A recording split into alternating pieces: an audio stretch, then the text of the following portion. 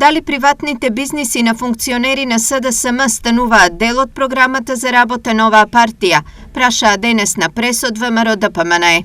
Дали основањето на Техноенерджи доел од Штип е дел од предизборната програма на СДСМ, живот за сите или едно општество за сите, или е дел од проектот Живот за фамилиите на СДСМ, соларните картели на фамилиите или бомбона бизнисите на кланот Бочварски.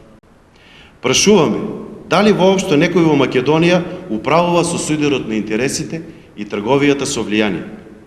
Според формата ја прашуваме Државната комисија за спречување на корупција.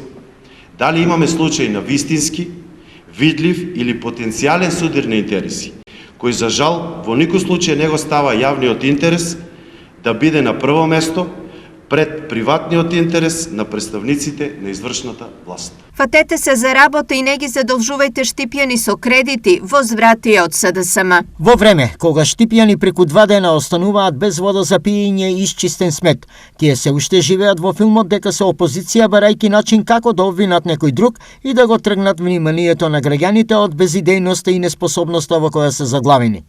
Нека не се обидува Иван Јорданов да ги задолжува граѓаните за да прикаже реализација на некаков проект, затоа што ќе му бидат потребни повеќе од 30 години за да го достигне резултатот кој за само 4 години го направи Социјалдемократскиот сојуз како локална и централна власт.